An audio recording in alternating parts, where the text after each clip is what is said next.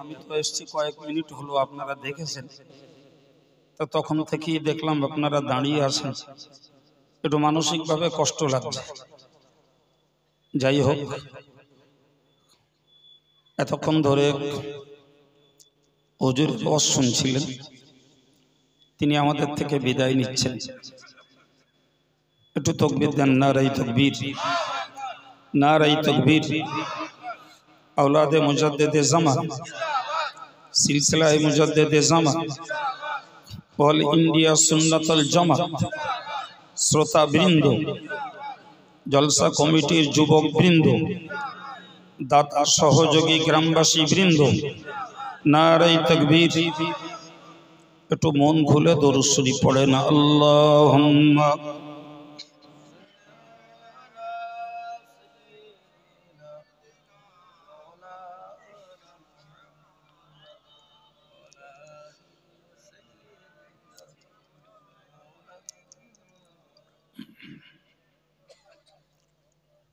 अल्हम्दुलिल्लाहि व कफ़ा व सलामुन अला इबादिहिल्लज़ीना इस्तफ़ा, अम्मा बअद। फ़अऊज़ु बिल्लाहि मिनश शैतानिर रजीम। वलल आखिरतु खैरुल लक मिनल ऊला। सदक़ल्लाहुल अज़ीम। आज के सबार आमंत्रित ওলামায়ে কিরাম, বিশেষত বিদায়ী বক্তা পীরজাদা হুজুর, সম্মানিত জ্ঞান পিপাসু বয়োজ্যেষ্ঠ মুরব্বী, সমবয়স্ক ভাই, স্নেহাশিস প্রিয় যুবকের, শ্রেণী বিশেষে বড়দের প্রতি শ্রদ্ধা, সমবয়স্কদের প্রতি শুভেচ্ছা, ছোটদের প্রতি স্নেহাশিস জানিয়ে কিছু সময়ের জন্য কিছু কথা আলোচনা করতে আলহামদুলিল্লাহ সময় মতোই আপনাদের খেদমতে এসেছি। আপনাদের দোয়া থাকলে, আল্লাহর দয়া থাকলে কোনো বিষয়ের উপরে কিছুক্ষণ কথা বলব। কর্তৃপক্ষের পক্ষ থেকে সকলের জন্য তাবারুকের আয়োজন করা হয়েছে। দোয়ার শেষে সকলকে তাবারুক গ্রহণ করার দাওয়াতও রইল। পর কথা, বিদায়ী বক্তা হুজুরদের কাছ থেকে কি আলোচনা শুনেছেন আজকের দিনে আমি জানি না, আমি কোরআন শরীফের ছোট্ট একটু অংশ আপনাদের কাছে পরিবেশন করেছি। ওইটুকুকে সামনে রেখেই আমি আপনাদের কিছু কথা শোনাবো। তবে অনুরোধ করব, চঞ্চলতা অস্থিরতা ত্যাগ করে মনোযোগের সঙ্গে কথাগুলো শুনলে আমার আলোচনা করতেও ভালো লাগবে, আপনারাও একটা স্বচ্ছ জ্ঞান নিয়ে বাড়ি ফিরতে পারবেন। মহান আল্লাহ কোরআন পাকে ব্যক্ত করেছে, ওয়ালাল আখিরাতু খায়রুল লাকা মিনাল উলা।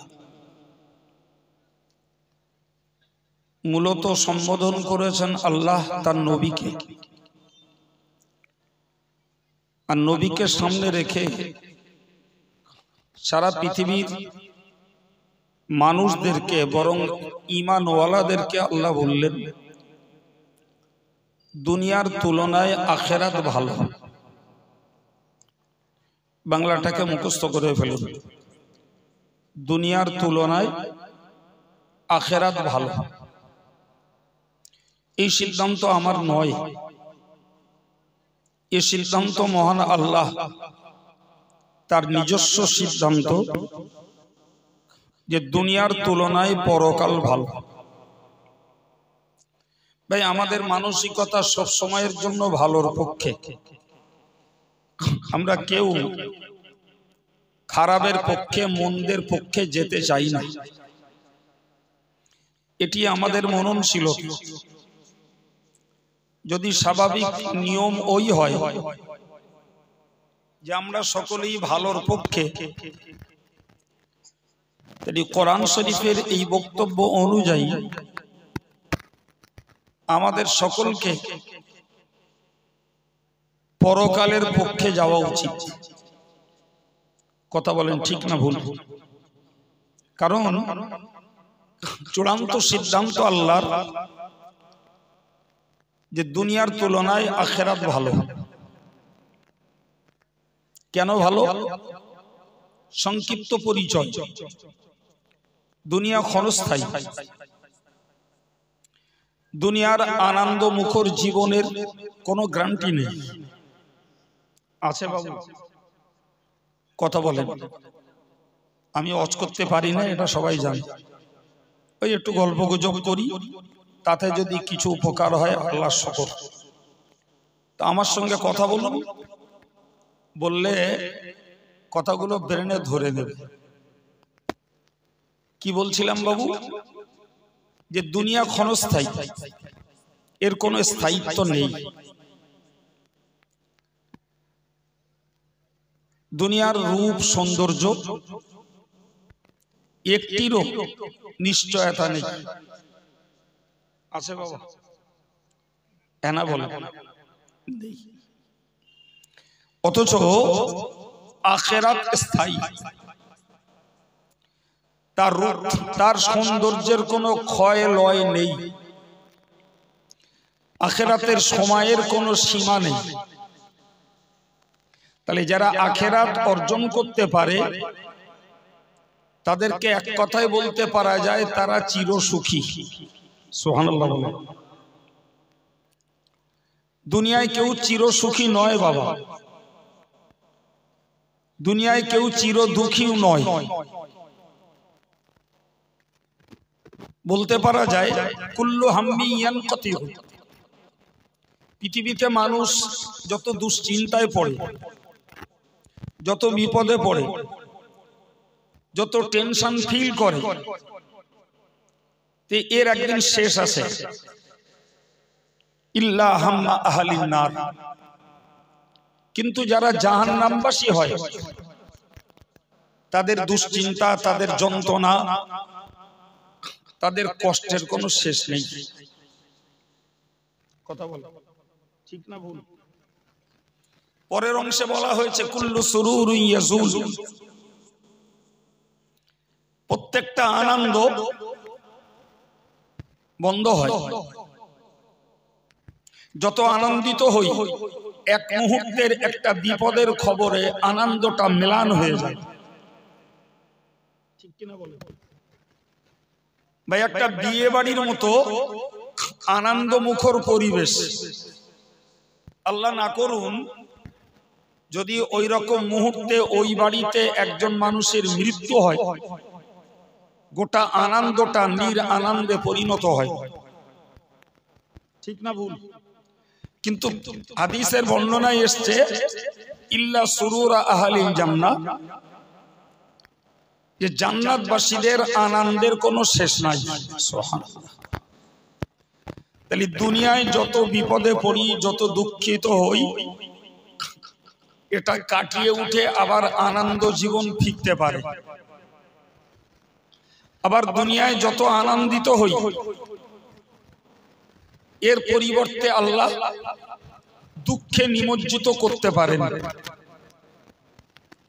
কিন্তু আখিরাতে যারা একবার জাহান্নামের জন্য নির্বাচিত হয় তাদের এ দুঃখ বেদনা আর যাতনার শেষ নাই। যারা একবার জান্নাতি হয়ে যায় তাদের আনন্দের কোনো অন্ত নাই। সুবহানাল্লাহ। এই ছোট্ট বয়ান থেকে আমাদেরকে একটা দৃঢ় বিশ্বাস তৈরি করতে হবে যে আল্লাহ পাকের বক্তব্যটা এমনিতেই সত্য। আর আমরা যুক্তির খাতিরে যদি বুঝি, সত্যি আল্লাহ পাকের ওই বক্তব্যের কোনো বিকল্প নেই। কি সেটা? যে দুনিয়ার তুলনায় আখিরাত, কি বলেছিলাম সবাই মিলে বলেন, আল্লাহ পাকের এই বক্তব্যের কোনো বিকল্প বক্তব্য থাকতে পারে? যেমনটি আল্লাহ বলেছেন ওটা তো আমরা আল্লাহর বাণী হিসাবে সত্য বলে বিশ্বাস করি বটেই, কিন্তু আমরা আমাদের এই কয়েক মিনিটের বয়ান শুনে যুক্তিতে বুঝছি আল্লাহ পাকের ওই কথাটি যথেষ্ট যুক্তিসঙ্গত। কি হচ্ছে ওদিকটায়?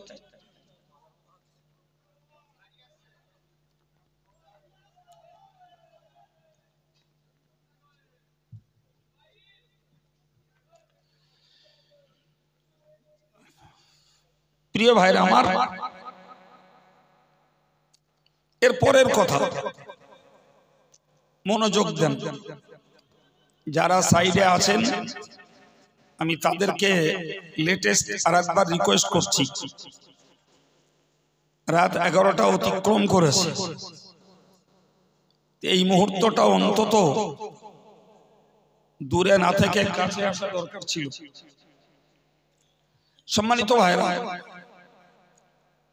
কোরআন শরীফ আল্লাহ বলেছেন ইলামু আন্নামাল হায়াতুদ দুনিয়া লাইবুন ওয়া লাহব। মহান আল্লাহ বলেন জেনে নাও তোমরা দুনিয়ার জীবনটা হলো খেল তামাশার জীবন। আবার বললেন ওয়াজিনাতুন, দুনিয়ার জীবনটা হলো রূপ সৌন্দর্য চর্চার একটা জীবন। আবার বললেন ওয়াতাফাখুরুম বাইনাকুম,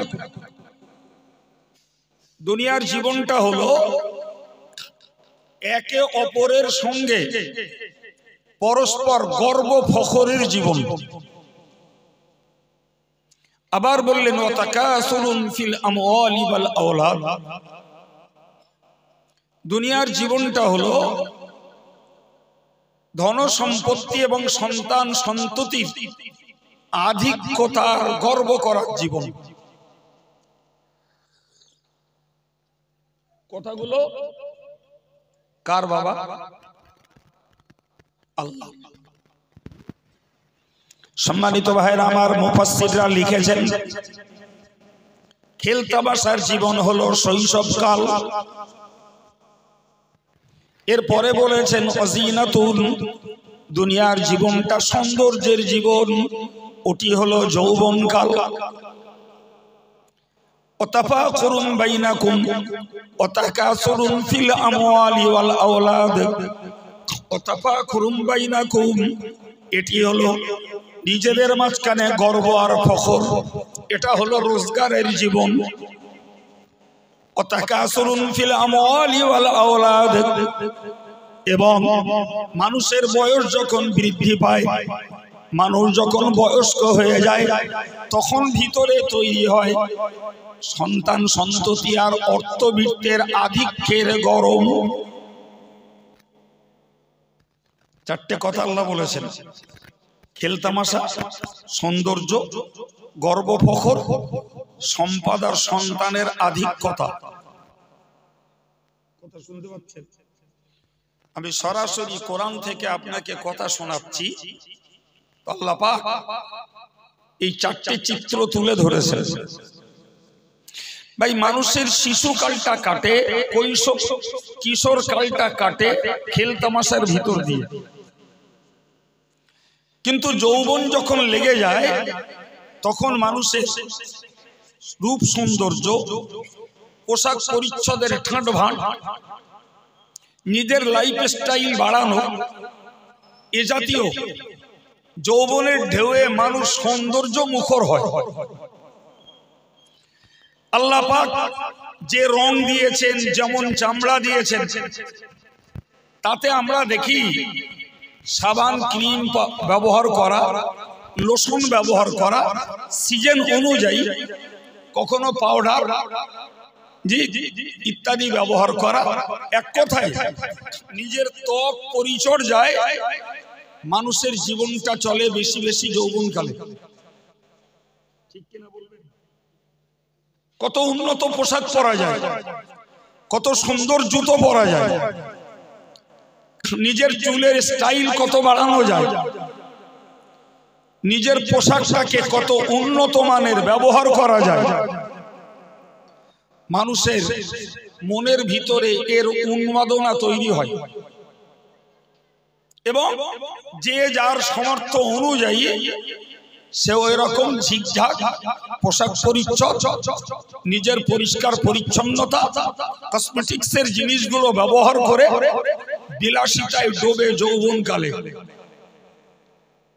কথা বলেন, যুবক যেমন যুবতী তেমন, ঠিক না ভুল?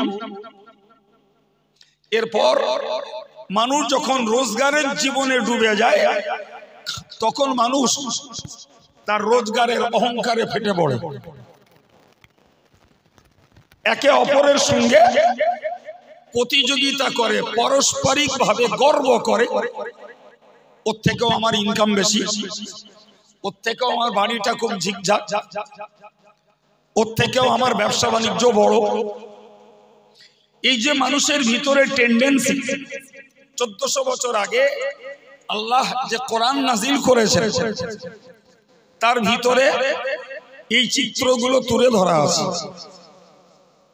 এরপর যখন মানুষের বয়স বেড়ে যায় তখন দেখে 5 বিঘা জমি হয়েছে, 2টো বাগান হয়েছে, 7টা ছেলেপিলে হয়েছে, তো তখন মাল আর আওলাদে বড়াইত্ব, আধিক্যতা, এই বেশির প্রতি মানুষের মনোযোগ বেড়ে যায়। সম্মানিত ভাইরা আমার, কোরআন শরীফে মহান আল্লাহ পাক এই চিত্রটা তুলে ধরে বললেন, কামাসালি গাইসিন, হে দুনিয়ামুখী মানুষ, ওগো সৌন্দর্যশীল মানুষ, ওগো দুনিয়ার অহংকারী মানুষ, হে দুনিয়ার মালের আধিক্যের মানুষ, তোমার পর্যায়টাকে তুমি বোঝো। কামাসালি গাইসিন, এটি হলো বৃষ্টির মতো। জোরে বলেন কে? খোদা আল্লাহ বলছেন তোমাদের এই সৌন্দর্যপূর্ণ জীবনটা এটা হলো কিসের মতো বললাম বাবু? জোরে বলে, বৃষ্টির মতো।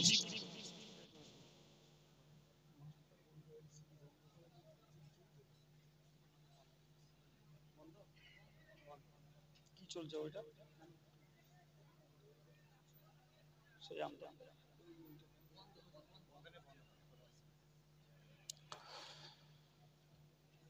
আল্লাহ বললেন, কি বলেছি, তোমাদের এই জীবনের যে স্টেপ, একটা পর্যায়ে খেলতামাশা, আর এক পর্যায়ে সৌন্দর্য, আর এক পর্যায়ে গর্ব ফখর, আর এক পর্যায়ে বেশির বুলি, ওর থেকেও আমি ধনী, ওর থেকেও আমার লোকবল বেশি, ওর থেকেও আমার সন্তান বেশি, ওর থেকেও আমার ব্যবসা বড়, ওর থেকেও আমার অ্যাসেট বেশি। এই কটা কথা আল্লাহ বলে বললেন এদের উদাহরণ হলো কামাসালি গাইসিন, বৃষ্টির মতো। কেমন? আজাবাল কুফারা নাবাতু, আমরা চাষি মানুষ ভালো বুঝবো। আল্লাহ বললেন মানুষ যখন চাষ করে, এরপরে যখন চাষের জমিতে বৃষ্টি হয় তখন চাষিদের মনটা খুব ভালো লাগে, কারণ ফসলগুলো তখন শ্যামলতায় ভরে ওঠে, সতেজ হয়ে যায়, সবুজ হয়ে যায়। চারাগুলো যখন ম্যাচুরিড হয়, সত্যি যে কোনো চাষির মনটা আনন্দে ভরে ওঠে। ঠিক না বল বাবা? আল্লাহ বললেন সুম্মা ইয়াহিজু, এরপরে সেই গাছপালা, সেই বীজগুলো এবার পাকতে শুরু করে।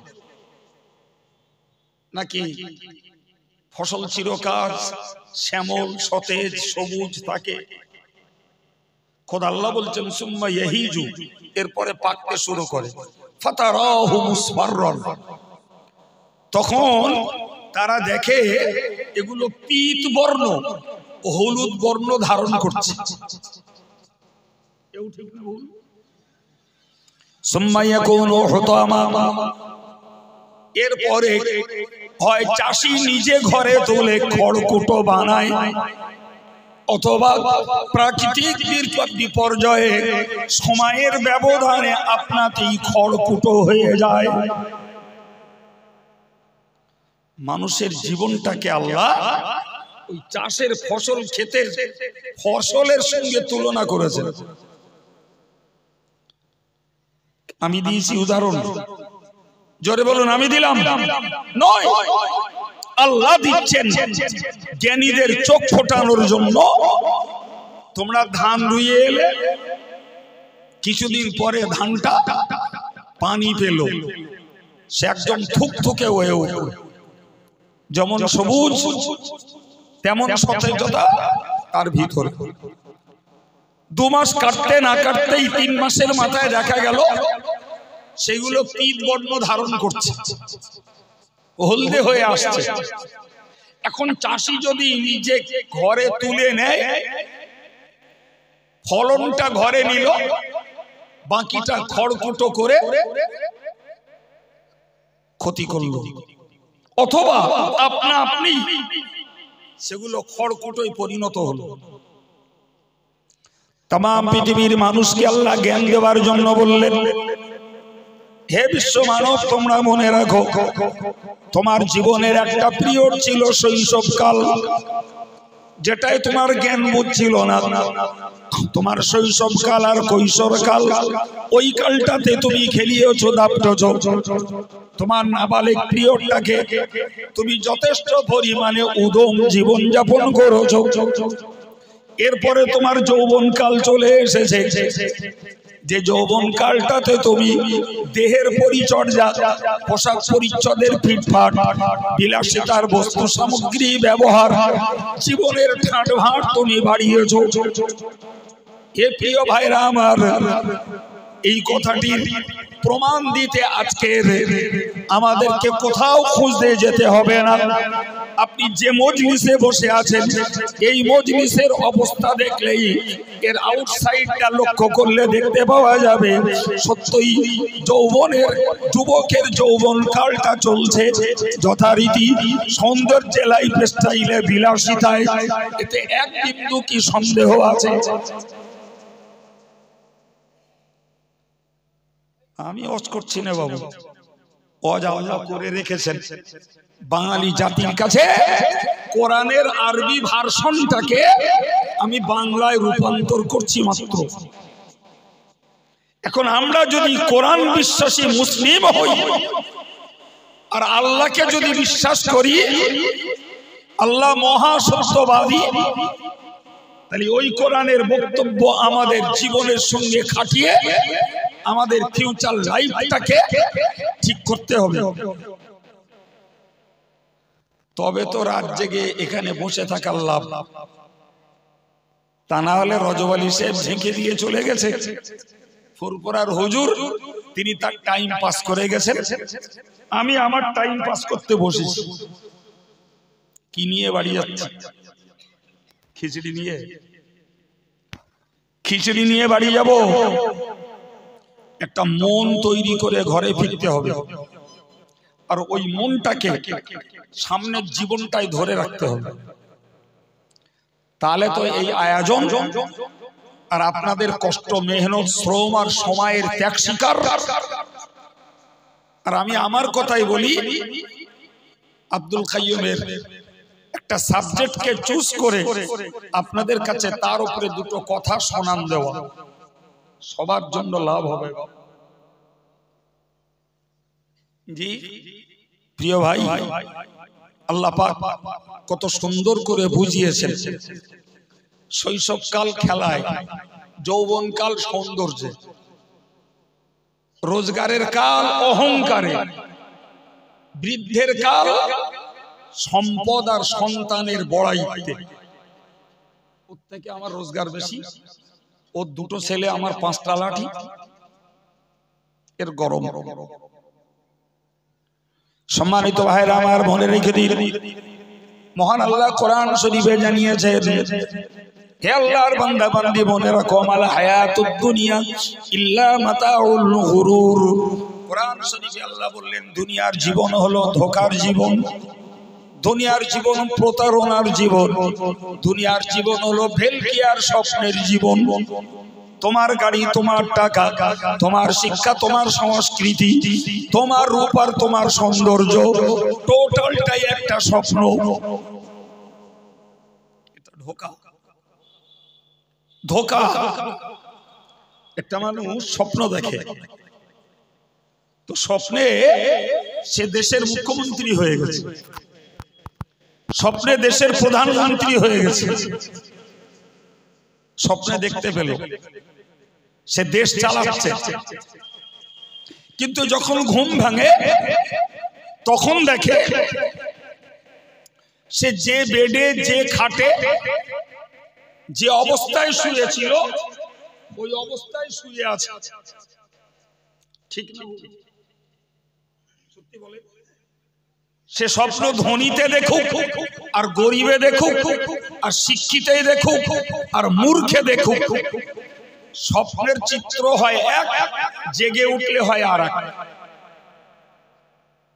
ঠিক না ভুল বাবা? ঠিক। বিশ্বাস করুন, আমি আল্লাহর জাত পাকের আস্থা রেখে আপনাদেরকে শোনাচ্ছি, একটু ভাবুন, একটু ভাবুন। এই দুনিয়ার জীবনটা বাড়ির সৌন্দর্য, গাড়ির সৌন্দর্য, পোশাকের সৌন্দর্য, অর্থবিত্তের বড়াইত্ব, নেতৃত্বের বড়াইত্ব, দুনিয়ার প্রতি অতিরিক্ত আকর্ষণ, দুনিয়ার প্রতি অতিরিক্ত লোভ, এ সবগুলোই টোটালটাই একটা স্বপ্ন। যদি বলেন হুজুর তা কেমনে? আচ্ছা আপনি বলুন তো, একজন মানুষ মারা গেলেন, তো মারা যাওয়ার পরে তাকে আমরা দাফন করলাম সমর্যাদায়। এখন বলেন এই লোক, এই পুরুষ অথবা মহিলা, যার দাপটানিতে, যার সৌন্দর্যে, যার বুক ফোলানি আর মাস্তানিতে আল্লাহওয়ালা দিনদার মানুষগুলো দূর দিয়ে চলতো, সেই লোকটা এখন কবরে জাগ্রত। জাগ্রত। সে 60 বছর ধরে দেখে এসেছে তার অর্থবিত্ত, তার সহায় সম্পদ, তার ঝিকঝাক বাড়ি ঘর, তার অনেক স্টাইলিশ গাড়ি, নিজের যাত্রা যা দেখেছিল, কবর জীবনে তার কাছে কোনটা আছে? এই রে, কোনটা আছে? কিচ্ছু আছে? কিচ্ছু আছে? তখন তো তাকে ভাবতে হবে আমি ছিলাম কোথায়, আছি কোথায়, আমার বাড়িটা কই, আমার গাড়িটা কই, আমার রূপ সৌন্দর্য কোথায় গেল, আমার নামি দামি পোশাক কোথায় গেল। তখন তো চিন্তা আসবে, তখন তো মনে হবে যে এই স্বপ্নে যে লোকটা রাজা বাদশা হয়েছে, সিএম পিএম হয়ে গেছে, অনেক রাজত্ব দখল করে ফেলেছে, দেশ চালাচ্ছিল, ঘুম ভাঙতি দেখছে ছেঁড়া কাটায় শুয়ে রয়েছে। দুনিয়ার এই মানুষগুলোর হাল তো তাই। চোখের খেলা, চোখের খেলা। আমার আল্লাহ বললেন ওমাল হায়াতুদ দুনিয়া ইল্লা মাতাউল গুরুর। হে দুনিয়াবাসী মানুষ, তোমরা মনে রাখো দুনিয়ার জীবনটা হলো এটা ধোঁকার জীবন, দুনিয়ার জীবনটা হলো প্রতারণার জীবন, দুনিয়ার জীবনটা হলো ঠকার জীবন।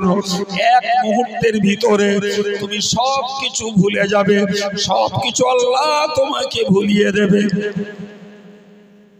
তুমি নিজে নিজেকে বিশ্বাস করতে পারবে না।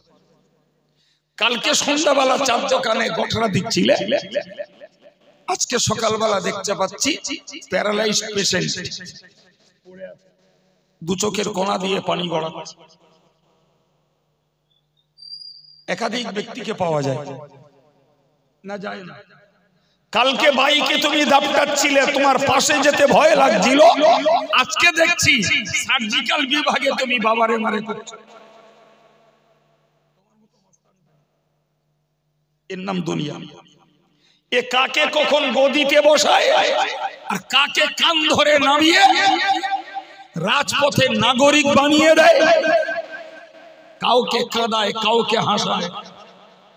এটাই তো দুনিয়ার খেলা। অথচ সেই দুনিয়াতেই আল্লাহ পাঠিয়েছেন প্রতিনিধিত্ব করতে, দুনিয়ায় পাঠিয়েছেন আল্লাহ। ফায়ানজুরু কাইফা তা'মালুন, তোমাকে দুনিয়া পাঠিয়েছি। দুনিয়া মিষ্টি, দুনিয়া সবুজ, চোখের জন্য ভালো, ঝিকঝাক রং, চারিদিকের বিচিত্র রং, এতে ডুবে যাওয়া, সুদে মদে জেনা ব্যভিচারে আড্ডায় আর কি তামাশায় তাসে জুয়ায় মজে যাওয়াটা খুব খুব তৃপ্তিকর, খুব ভালো লাগে। আল্লাহ বললেন, রাসূল বললেন, দুনিয়া মিষ্টি এবং সবুজ,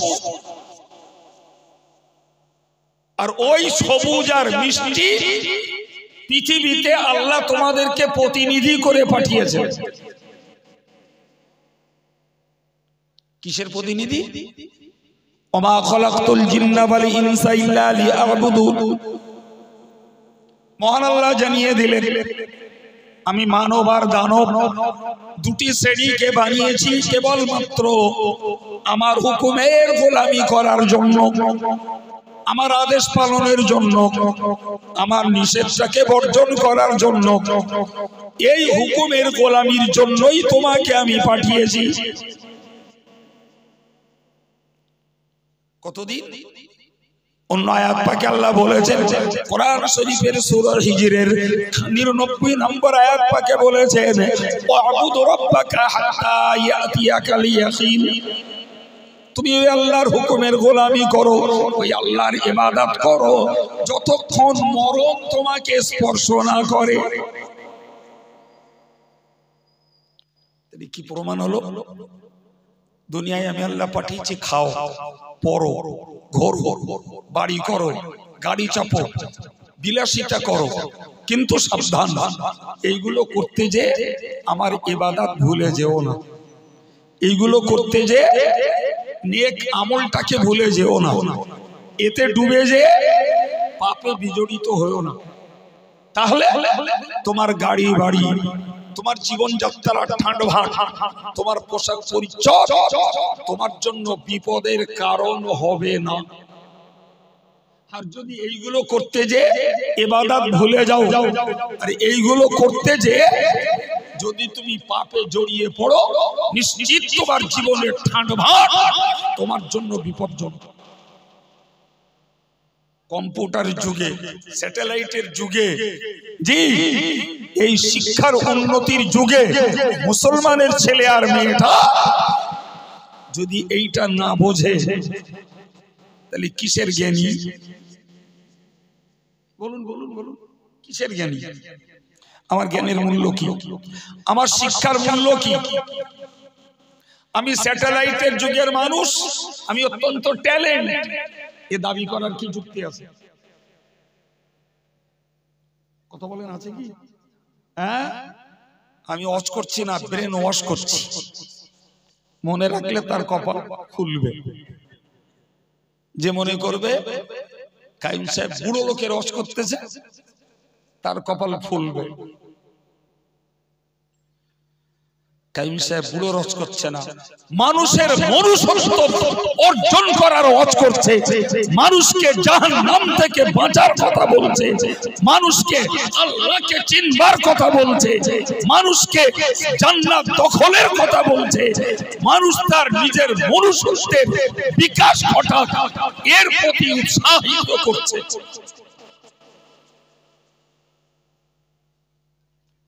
অজমানে কাহিনী, অজমানে সুর, অজমানে গল্প, অজমানে নারাই তাকবীর আর আল্লাহু আকবার,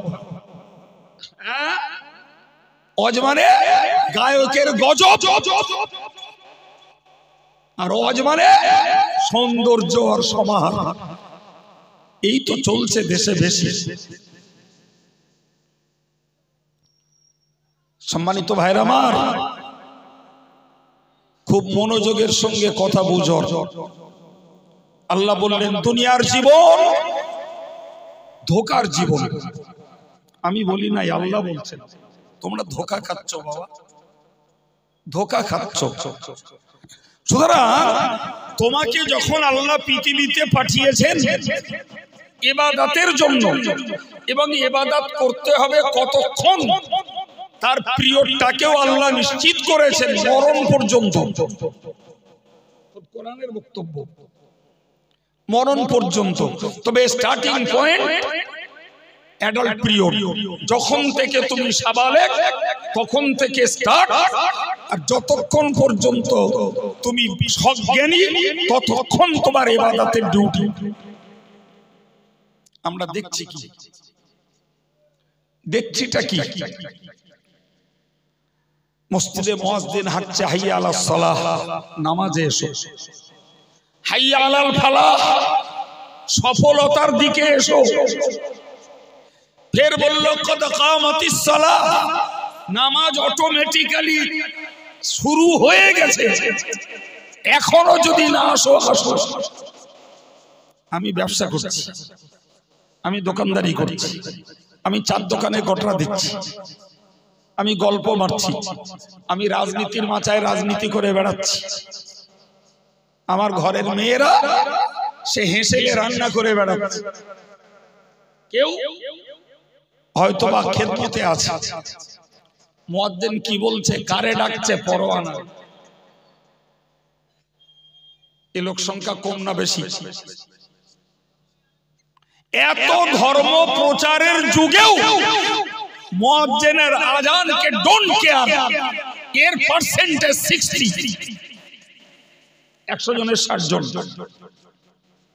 অথচ ফেসবুক আর হোয়াটসঅ্যাপে ধর্ম প্রচার হচ্ছে, গাল প্রচার হচ্ছে, কোরআন প্রচার হচ্ছে, টুইটারে কোরআন প্রচার হচ্ছে, মসজিদের ইমাম সাহেব ধর্ম প্রচার করছে, আমির সাহেব ধর্ম প্রচার করছে, মঞ্চের বক্তা ধর্ম প্রচার করছে, লাইভে ইউটিউবে ধর্ম প্রচার হচ্ছে। তার মানে ধর্ম প্রচারের বে হয়ে যাচ্ছে, অথচ ধার্মিকের সংখ্যা 40%। এরাই জ্ঞানী, এরাই চালাক, এরাই কম্পিউটার যুগের মানুষ, এরাই এডুকেটেড পারসন, এরাই শিক্ষিত। ছি ছি, তুমি তোমার মালিককে চিনলে না, সৃষ্টির শ্রেষ্ঠ মহামানব রাসূলকে চিনলে না, তুমি নিজে নিজেকে জাহান্নামের আগুন থেকে বাঁচানোর পথ ধরলে না, তুমি নিজে জান্নাতের প্রতি লোভী হলে না, তুমি লোভী হয়েছো চেহারার সৌন্দর্য ফেরাতে, তুমি লোভী হয়েছো পোশাকের স্টাইল বাড়াতে, তুমি লোভী হয়েছো টাকা রোজগার করে গাড়ি আর বাড়ি বানাতে, তুমি লোভী তৈরি হয়েছো বড় বিজনেসম্যান হতে। তুমি কিসের বুদ্ধিমান?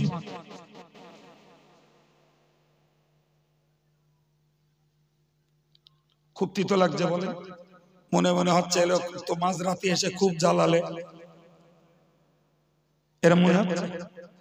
ব্রেন কালচার করুন, আমার সঙ্গে কারো রাগ দেশ নেই, আমি গাল দেই না, অযথা কারুর নামে সমালোচনা করি না, গঠনমূলক পর্যালোচনা করি। ভাবুন না জি, আমরা সব রকমের লোক আছি, মজলিসে নেই দেহ, কিন্তু কান দিয়ে তুলো দেওয়া নেই বাপ, কানে ঢুকছে। সম্মানিত ভাইরা আমার, মনে রাখুন কোরআন শরীফে আল্লাহ বলেছেন, আমা হাযিহিল হায়াতুদ দুনিয়া ইল্লা লাহু ওয়া লাইব ওয়া ইন্নাদ দারাল আখিরাতা লাহিয়াল হায়াওয়ান লাউ কানু ইয়ালামুন। মহান আল্লাহ কোরআন শরীফে সূরা আনকাবুতের শেষ অংশে স্পষ্ট জানিয়েছেন, আমা হাযিহিল হায়াতুদ দুনিয়া ইল্লা লাহু ওয়া লাইব, দুনিয়ার জীবনটা খেলতামাশা বানিয়েছে, খেলতামাশার সমতুল্য। কিন্তু আমি আল্লাহ বলছি, ওয়া ইন্নাদ দারাল আখিরাতা লাহিয়াল হায়াওয়ান, আখিরাতের জীবনটাই হলো প্রকৃত জীবন। লাউ কানু ইয়ালামুন, যদি মানুষগুলো জানতো তাহলে বুঝতো আখিরাতের জীবনটাই প্রকৃত জীবন। তুমি ধনী হও বাবা, তুমি ভালো পোশাক পরো, ভালো বাড়ি তৈরি করো, আমার আল্লাহর এক বিন্দু আপত্তি নেই। কিন্তু আগে একবার বলেছি, আর একবার রিমাইন্ডার দিচ্ছি, তুমি ধনী হতে যে, বড় ব্যবসায়ী হতে যে, তোমার লাইফ স্টাইল বাড়াতে যে তুমি বর্ডার ক্রস করো না বাবা। তুমি হালালের সেবা ছাড়িয়ে হারামে ঢুকে পড়ো না। তুমি আল্লাহর ইবাদতের সময়কে উপেক্ষা করে তুমি অর্থ কামাই করতে যেও না, এটা তোমার জন্য বিপদ। ভাই রাসূলুল্লাহ একটা হাদিসে বলেছেন, একটি হাদিসে বলেছিলেন তাইস আব্দুদ দিনার ওয়াদ দিরহাম। শুনলে খুব রাগ হয়ে যাবে, তো বলে ফেলছি, রাগ হয় পরে আবার ঠান্ডা করা যাবে। রাসূল বললেন যারা সোনার মালিক, যারা রূপোর মালিক, যারা অধিক অর্থশালী এরা ধ্বংস। রাগ তো ধরবেই।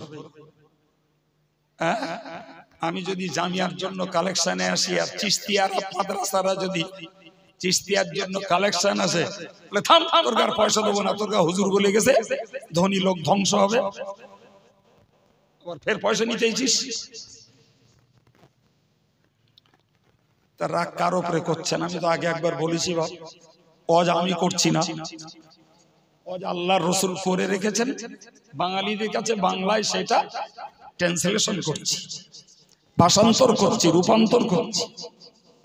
হাদিসের ব্যাখ্যা হলো ওই ধনী, ওই স্বর্ণের মালিক, ওই রূপের মালিকেরা ধ্বংস হবে যারা সোনা রূপ অর্থ কামাই করতে যে ইবাদত ছেড়ে দিয়েছে, সোনা রূপ কামাই করতে যে যারা শরীয়তের বাউন্ডারি ছাড়িয়ে হারামে নিমজ্জিত হয়েছে, ওই জাতীয় ধনীগুলোর জন্য ধ্বংস। এবার আর রাগ করবেন? রাগ করবেন? সম্মানিত ভাইরা আমার, ভালো করে মনে রাখুন, তুমি কামাই তো করছো, কিন্তু হাদিসের বর্ণনায় উল্লিখিত হয়েছে ইযা আমসাইতা ফালা তানতাযিরিস সাবাহা ওয়া ইযা আসবাহাতা ফালা তানতাযিরিল মাসা। নবী বলেছেন, ও পৃথিবীর মানুষ ও দুনিয়ার গোলাম, ওগো দুনিয়া বিভোর, হে আল্লাহ ভোলা, নবী ভোলা, হে কোরআন ভোলা, হাদিস ভোলা, হে পরকাল ভোলা যুব সমাজ, নারী সমাজ, যারাই তোমরা আল্লাহকে ভুলেছো, নবীকে ভুলেছো, পরকালকে ভুলে গেছো, তোমরা নিশ্চিত করে মনে রেখে দাও, ইযা আমসাইতা ফালা তানতাযিরিস সাবাহা, যদি সন্ধ্যা হয় খবরদার খবরদার তুমি সকাল হওয়ার অপেক্ষা আর করো না। রাত পেরোবে না, তোমার দুনিয়ার খেলার জবনিকা হয়ে যেতে পারে, তুমি ঘুমিয়ে যাবে, জাগ্রত অবস্থাতে থাকার থেকে খেয়ে আনন্দ করে বিবি বাচ্চা নাতি পুতি সবার সঙ্গে গল্প গুজব করে, হে যুবক তুমি কানে ওয়াকম্যান গুজে দিয়ে গান শুনতে শুনতে ঘুমাচ্ছ, তুমি কি একবারও ভেবেছো তোমার এই ঘুমটাই হতে পারে মরণ ঘুম? তুমি কিসের জ্ঞানী? তোমার রেকর্ড তৈরি হবে যে তুমি গান শুনতে শুনতে মৃত্যুবরণ করেছো। কত ছেলে মেয়ে আছে কানে ওয়াকম্যান উজে দিয়ে শুয়ে পড়লো, কখন ঘুমিয়েছে, মোবাইল চালু আছে, ও ঘুমিয়ে পড়েছে। গান বাজনা, নাটক, কার্টুন, কত কিছু ওর ঘুমের মজা এনে দেয়, কিন্তু একবার তুমি ভেবেছো? আল্লাহ বললেন, আল্লাহু ইয়াতাওয়াফাল আনফুসা হিনা মাউতিহা ওয়াল্লাতী লাম তামুত ফী মানামিহা ফায়ুমসিকুল্লাতী কাদা আলাইহাল মাউতা ওয়া ইউরসিলুল উখরা। কোরআন শরীফে 24 পারার দ্বিতীয় রুকুতে আল্লাহ বলেছেন, বান্দা শোন, তোদের যখন মরণ হয় তখন আমি আল্লাহ তোদের জানটাকে হরণ করি, আর তুই যখন ঘুমিয়ে পড়িস তখনও তোর জানটাকে হরণ করি। শুনছেন? তোর যখন মরণ হয় তখনও তোর প্রাণটাকে হরণ করি, আর তুই যখন ঘুমিয়ে যাস তখনও তোর প্রাণটাকে হরণ করবে। এ ছেলে, ওগো যুবতী, একটু বোঝো, তুমি যখন ঘুমাও তোমার প্রাণ তোমার কাছে থাকে না, ও আল্লাহর কবজায় চলে যায়। আপনি বলবেন হুজুর এ কি কথা শোনাচ্ছেন? আমার শ্বাস প্রশ্বাস চলছে, আমার নাড়ির স্পন্দন আছে, আমার হার্টবিট চলছে, আমার পা নড়ছে, হাত নড়ছে, আমার প্রাণ হরণ কেমনে হলো? জি প্রিয় ভাইরা আমার, মূল প্রাণ আল্লাহ কবজ করে নেন, তার একটা প্রতিচ্ছবি ওই ঘুমন্ত ব্যক্তির ভিতরে চলতে থাকে। এটা আসল প্রাণ নয়, এটা আসল প্রাণ নয়। যে জন্য ঘুমন্ত ব্যক্তির দোষকে দোষ ধরা হয় না।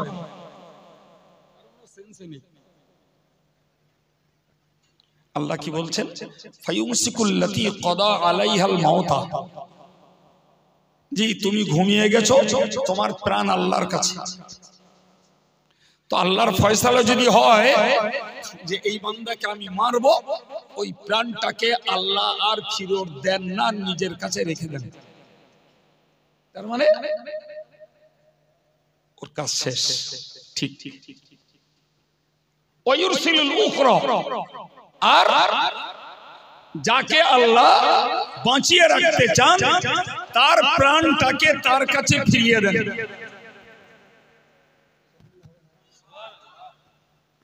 কি বলে আপনাকে শেখাবো, তবুও চেষ্টা করি যদি একটু উপকার হয়।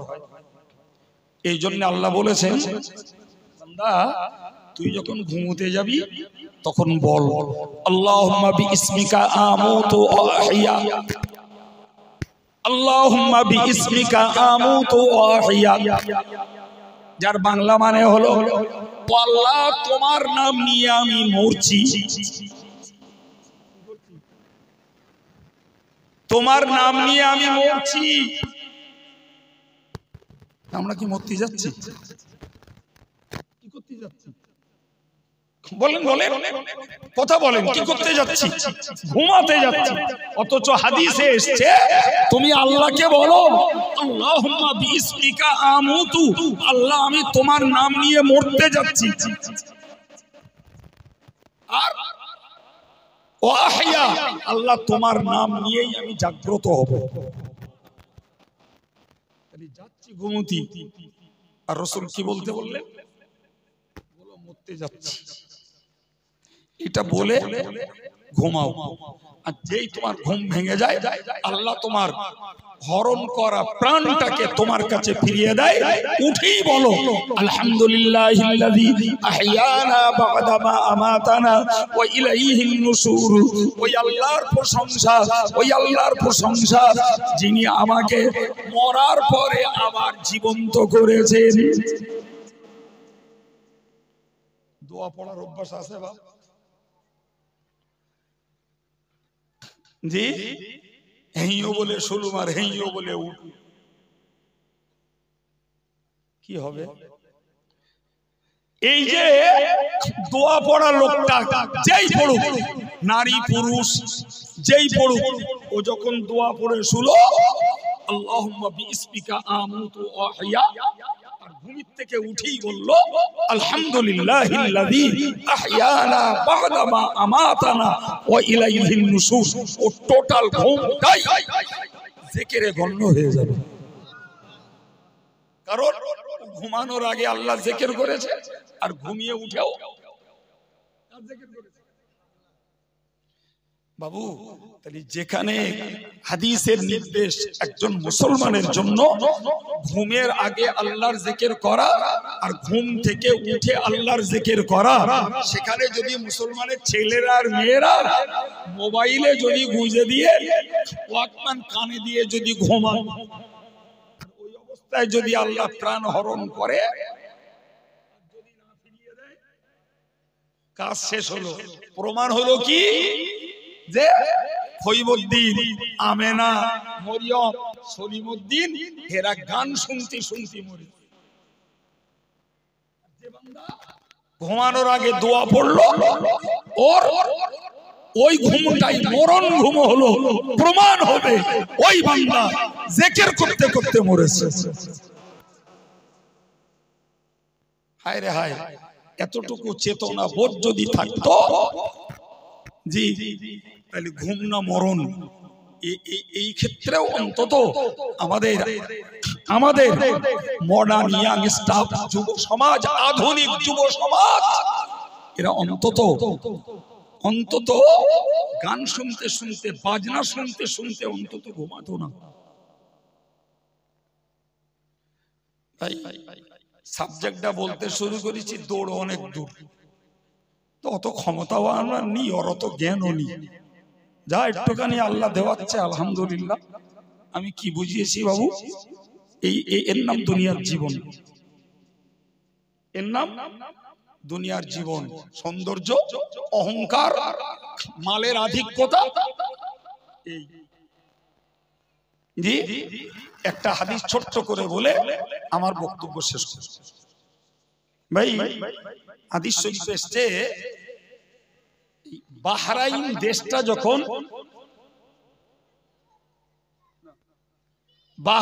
দেশটা যখন ইসলামের পক্ষে জয় হয়, নবী পাকের সাহাবী হযরত আলা হাজরামি রাদিয়াল্লাহু আনহুকে নবী বাহরাইনের গভর্নর নির্বাচিত করলেন। সুবহানাল্লাহ বলুন। তো সেখানকার যারা নাগরিক, তো মুসলমানরা তাদের জানমালের নিরাপত্তা দেবে, তথা গভর্নরের পক্ষ থেকে নাগরিকরা নিরাপত্তা পাবে, বিনিময়ে তাদেরকে ট্যাক্স দিতে হবে।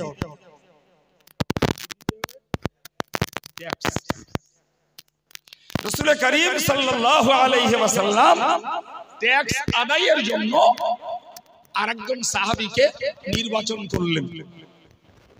তিনি হলেন হযরত আবু উবাইদা ইবনুল জাররাহ রাদিয়াল্লাহু আনহু। সুবহানাল্লাহ বলবেন না, আর একটু জোরে বলেন।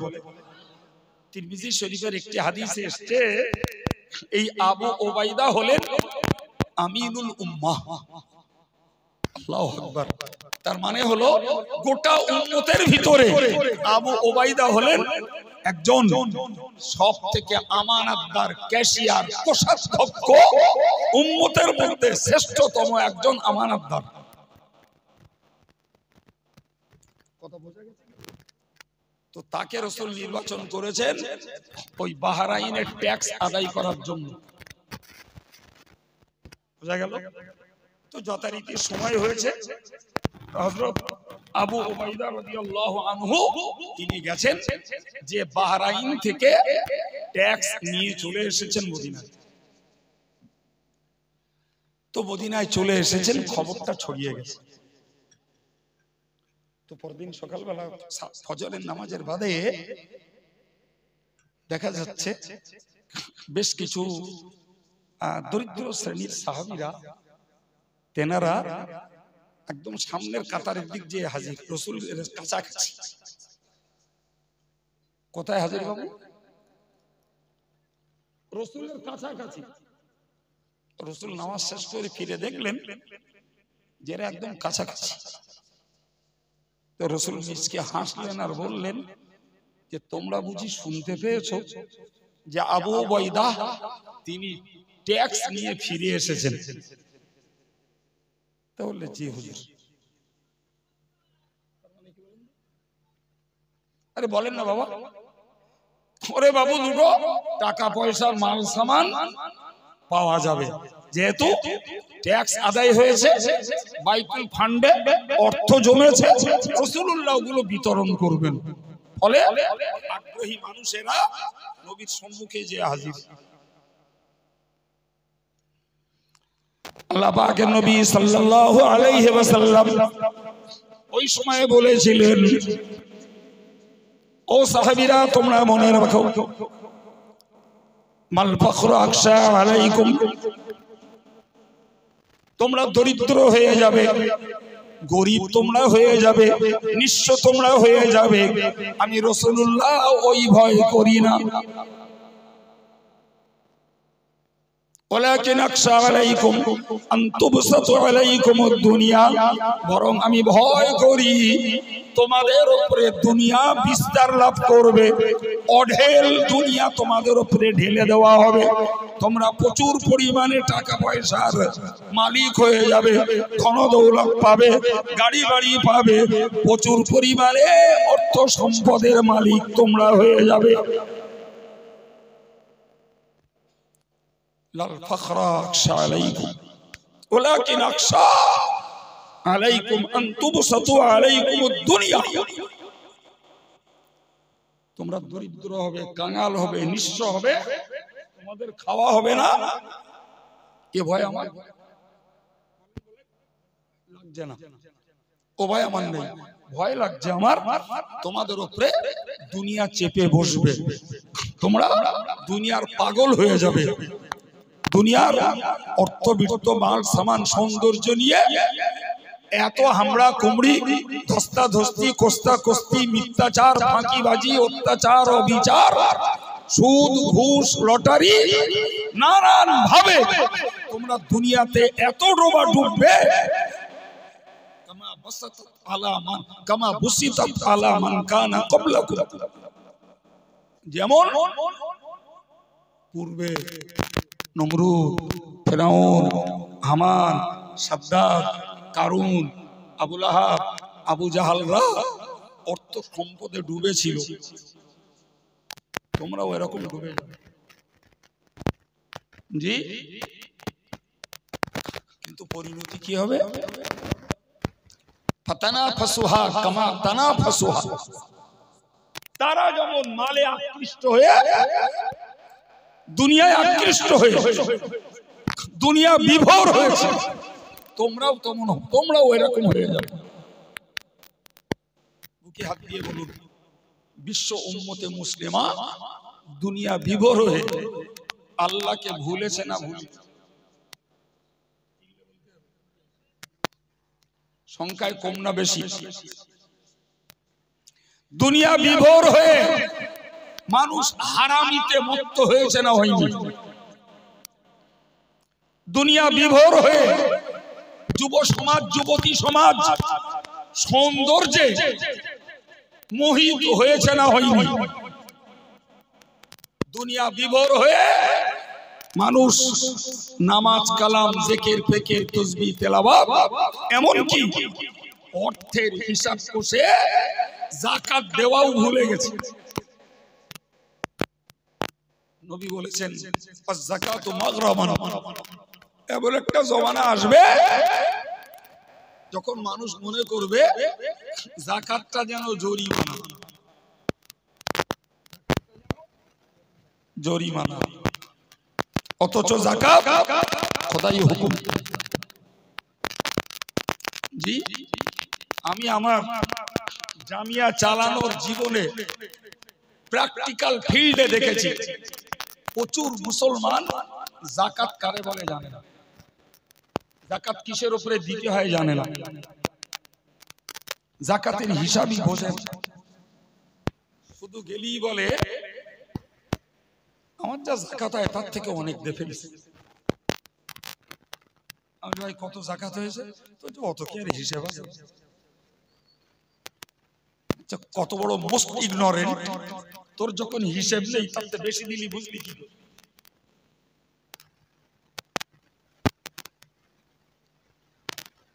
একজন গল্প মারছে, আমার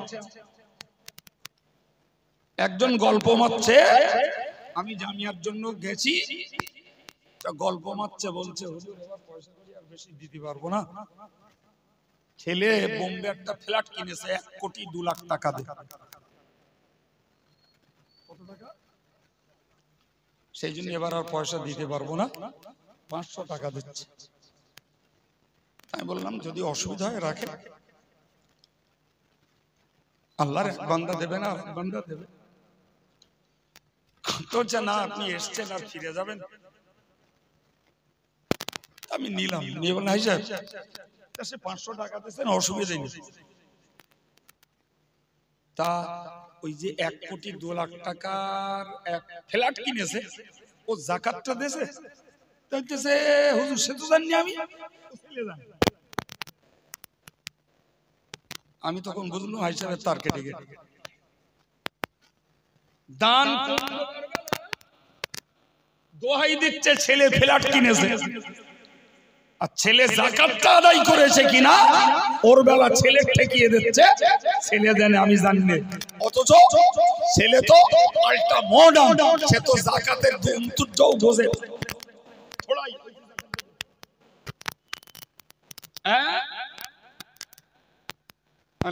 ভালো করে খোঁজ নেন, যাকাত যদি না দেয় তাহলে ও ফ্ল্যাট বলো ফ্ল্যাট হয়ে যাবে।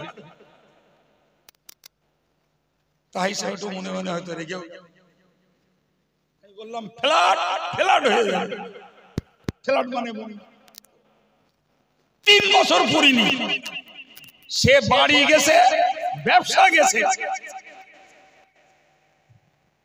শেষ পর্যন্ত সে হাই সাহেবের আর খোঁজ নেই।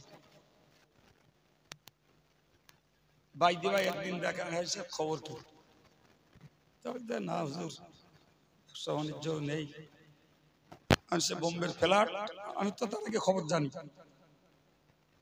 সেটা বিক্রি হয়ে গেছে।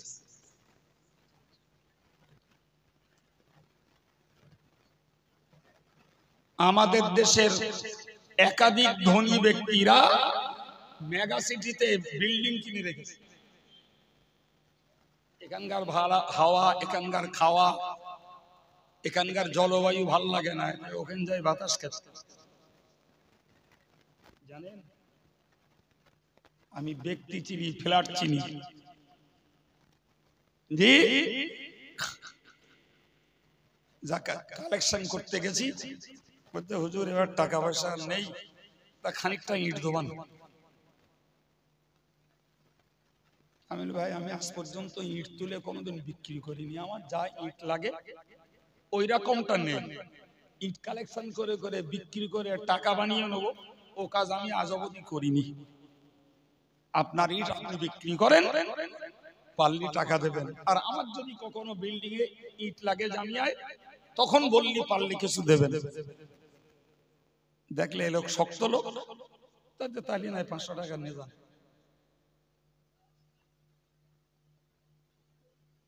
আপনি যাকাত দিচ্ছেন তো এরাম তো হুজুর অনেক দিয়ে ফেলছে।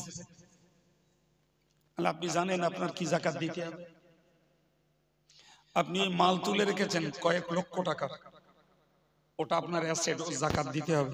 ড্যাম্পারে যত লাখ টাকার ইট আছে ও যাকাত দিতে হবে। আপনি যত লাখ টাকা লেবারকে দাদন দিয়েছেন ও যাকাত দিতে হবে। আমার দিকে তাকিয়ে বলতেছে অত হিসেব করে পারা যায়?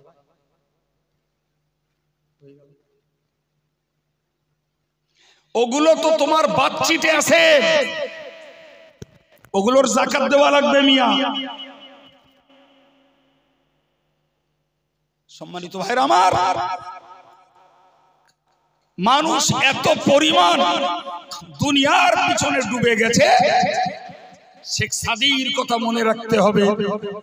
শেখ সাদি বলেছেন অর্থবিত্ত হলো নৌকার মতো, নৌকার মতো। জি জি জি, যদি এর এই অর্থ জীবনটা হলো নৌকার মতো, অর্থবিত্ত না, জীবনটা হলো নৌকার মতো, আর অর্থবিত্ত হলো পানির মতো।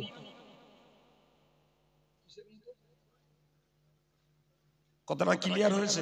আমাদের জীবনটা হলো নৌকার মতো, আর অর্থবিত্ত হলো পানির মতো। পানি যদি নৌকার তলায় লাগে তাহলে নৌকা চলতে সাহায্য করে, আর ওই পানি যদি একবার নৌকার উপরে ওঠে ও নৌকার ভরাডুবি হয়।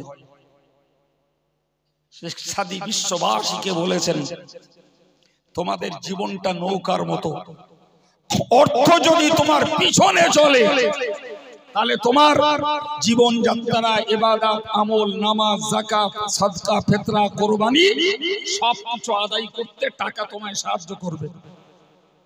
সুবহানাল্লাহ বলেন ঠিক না? আর যদি অর্থ তোমার ঘাড়ে চেপে বসে, ধ্বংস ছাড়া তোমার আর রাস্তা নাই। বিশ্বাস করুন, আমি বাস্তবের অভিজ্ঞতায় বলছি, প্রচুর পরিমাণে ধনী মুসলমানরা হিসাব করে যাকাত দেয়। এত পরিমাণ টাকার দরদ, অথচ আল্লাহ বলেছেন والذين يكنزون الذهب والفضة ولا ينفقونها في سبيل الله فبشرهم بعذاب أليم। আল্লাহ বলেছেন যারা সোনা রূপো টাকা পয়সা সঞ্চয় করেছে, ওয়ালা ইউনফিকুনাহা ফি সাবিলিল্লাহ, ওগুলোকে আল্লাহর রাস্তায় খরচ করে না। আল্লাহ বললেন নবী ওদেরকে যন্ত্রণাদায়ক শাস্তির সুসংবাদ দাও। একদম হুবহু কোরআনের আয়াতের অনুবাদটা বলে দিলাম, বাংলায় কথাটাকে মাথায় খেলান। ওদেরকে যন্ত্রণাদায়ক শাস্তির সুসংবাদ দাও। বাবা, শাস্তি কখনো সুসংবাদ হয়? এই রে চিল্লে বলেন হয়? শাস্তি জীবনের সুসংবাদ হয়? আল্লাহ বলছেন যারা সোনা রূপো টাকা পয়সা সঞ্চয় করেছে এবং ইয়ার স্টার্টিং ঠিক করিনি, বছর শেষে হিসাব করছে যাকাত দেয়নি, ওদের জন্য যন্ত্রণাদায়ক শাস্তির সুসংবাদ। কিসে শাস্তি? ইয়াউমা ইউহমা আলাইহা ফি নারি জাহান্নাম। মহান আল্লাহ পাক বললেন ওদের সঞ্চিত অর্থ, ওদের সঞ্চিত সোনার উপর ওইগুলোকে জাহান্নামের আগুনে গরম করা হবে। বোঝানোর জন্য বলছি, মনে করুন ওগুলো আয়রন, সহজ বাংলায় ওগুলো স্ত্রীলোক। জামা কাপড় পালিশ করি না আমরা, স্ত্রীলোক। তো সোনার উপর টাকা পয়সা জাহান্নামের আগুনে গরম করে ওগুলো স্ত্রীল বানানো হবে। ওই স্ত্রীলটাকে কপালে জাপটে ধরা হবে। অজুনুবুহুম, পাশারে জাপটে ধরা হবে। অজুহুরুহুম, পিঠে জাপটে ধরা হবে। মুফাসসিররা বলেছেন এই যে এত অঙ্গ থাকতে এই তিনটে অঙ্গের নাম আল্লাহ কেন নিলেন? মুফাসসিররা তার ব্যাখ্যায় বলেছেন, নাম্বার 1, কারোর কাছে যাকাত চাইলে দেবে না বলে কপাল গোটায়। বুঝতে পারছেন না? অতএব প্রথমত কপালে ছেই, দ্বিতীয়ত দেবে না বলে পাশ মোড়া খায়, অতএব পাশারে ছেই। এবার যখন দেবে না বলে একদম নেগেটিভ অ্যানসার দিয়ে পিঠ ঘোরায়, মার একটা পিটি ছাপ। পর্যায় কড়া কোরআনের তাফসীর, ও তখন যন্ত্রণায় কাতরায় ছটফট ছটফট। জি, ওই সময় বলা হবে ফাযুকু মা কুনতুম তাকনিজুন।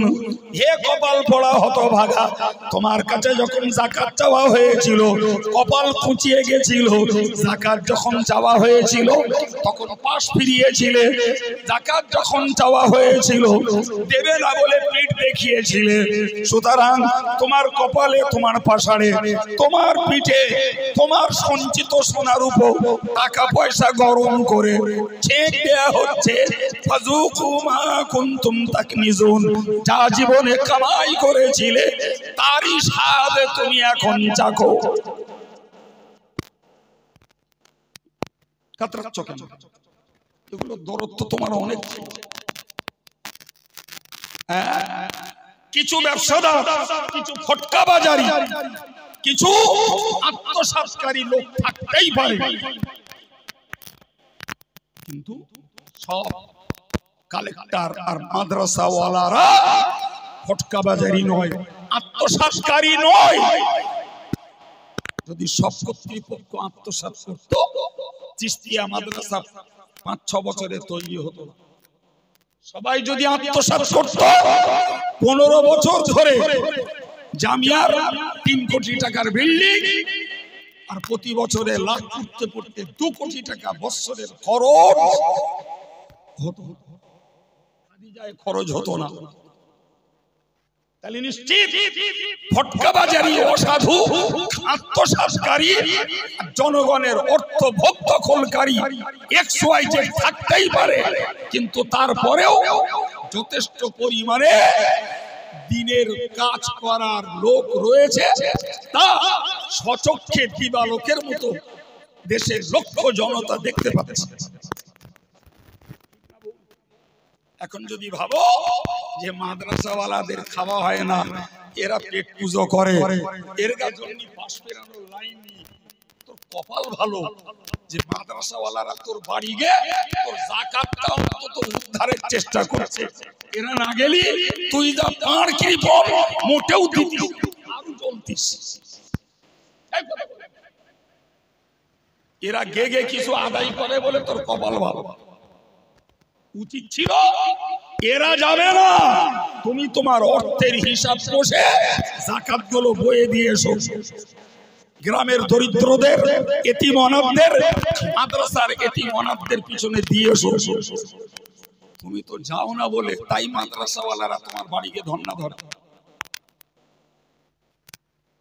জি, সহিহ বুখারীর বর্ণনায় এসেছে কিয়ামতের দিনে যাকাত অনাদায়কৃত, মানে যে টাকা পয়সা সোনা রূপগুলোর যাকাত দেয়া হয়নি, এইগুলোরে আল্লাহ বিষাক্ত সাপ বানাবেন। আর ওই সাপ তার গলায় পেঁচাবে কিয়ামতে, পেঁচিয়ে পেঁচিয়ে ঠিক মুখ বরাবর এতটা অংশ বাকি রাখবে, আর ওর মুখে ছোবল মারবে। ও তখন যন্ত্রণায় কাতরাবে, আর ওই সাপ তখন জবান খুলে বলবে, আনা কানজুকা ওয়া মালুকা। হে হতভাগা, তুমি কেন কাতরাও, কেন ছটফট করছো, কেন তুমি যন্ত্রণা উপভোগ করছো? আনা কানজুকা, আমি তোমার সঞ্চিত সম্পদ, ওয়া মালুকা, আমি তোমার অর্থ। কি গো ভাই, দুনিয়া আমাদেরকে পাগল বানিয়েছে, দুনিয়া আমাদের ঠকাচ্ছে, দুনিয়া আমাদেরকে ধোকায় ফেলে রেখেছে। আমি আবার বলছি, ধনী হওয়া দোষের নয়, ভালো খাওয়া দোষের নয়, ভালো বাড়িতে বাস করা দোষের নয়, ভালো পোশাক পরাটা দোষের নয়, কিন্তু এগুলো করতে যে যদি ইবাদত আমলের ঘাটতি হয়ে যায়, আর এগুলো করতে যে যদি শরীয়তের বর্ডার ক্রস করে যদি হারামে, প্রতারণায়, মিথ্যাচারিতায়, ধোঁকাবাজিতে পড়ে যাও, তাহলে তোমার জন্য চরম বিপদ। তুমি ইবাদত আমলকে ঠিক রাখো, হারাম হালালের বাজ বিচার করো, তুমি ধনী হও।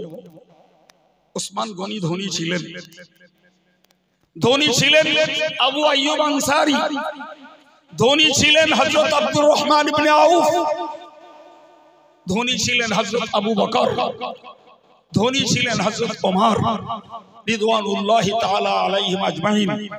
ধন তাদেরকে আল্লাহ ভোলা করায়নি, ধন তাদেরকে রাসূল ভোলা করায়নি, ধন তাদেরকে নামাজ ভোলা করায়নি, ব্যবসা তাদেরকে রাসূলের সোহবত থেকে বিচ্ছিন্ন করে দেয়নি, ধন তাদেরকে জিকির ফিকির তাসবিহ তেলাওয়াত থেকে দূরে সরিয়ে দেয়নি। তাদের ধনে ইসলাম সমৃদ্ধ, তাদের ধনে ইসলাম প্রচার লাভ করেছে, তাদের ধনে নব মুসলিমরা সেবা পেয়েছে, তাদের ধনে দরিদ্রতা উপকার পেয়েছে, তাদের ধনে আল্লাহর দ্বীন প্রতিষ্ঠিত হয়েছে। চিল্লে বলুন সুবহানাল্লাহ।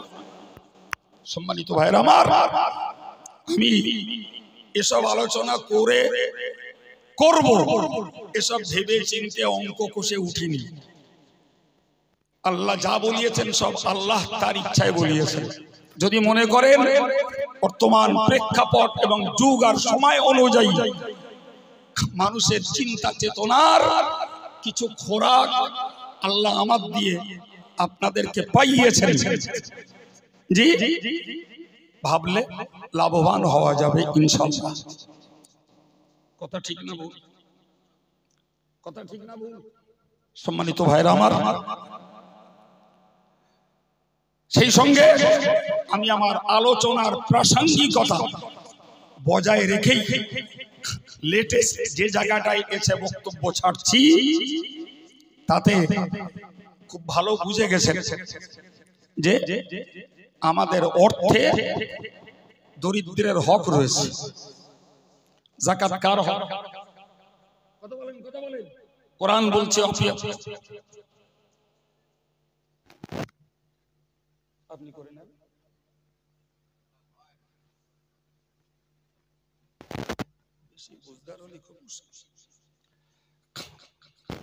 প্রিয় ভাইরা আমার,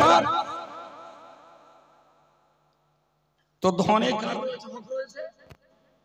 জোরে বলে, আমি বলেছি কোরআন বলছে আফি আমওয়ালিহিম হাক্কুল লিসাইলি ওয়াল মাহরুম, ধনীর ধনে বঞ্চিত ব্যক্তিদের এবং ভিক্ষুকদের হক রয়েছে। এই হক নির্ধারণ করে দিয়েছেন কে? জোরে বলেন কে? জি, গরিবরা কেড়ে নেয় না, কপাল ভালো।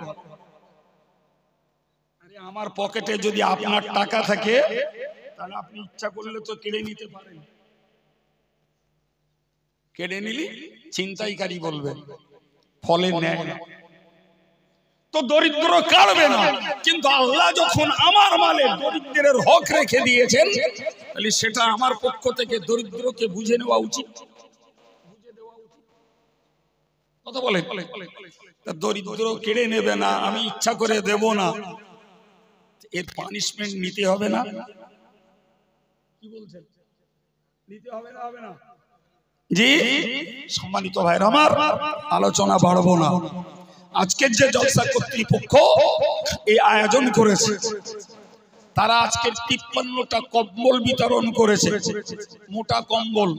এই শীতে গরিব মানুষদের একটু স্বস্তিতে ঘুমাতে দিতে ছাত্রদের মাঝে কিছু এডুকেশনাল গুডস, কিছু শিক্ষণীয় সম্ভার তাদেরকে দিয়েছে।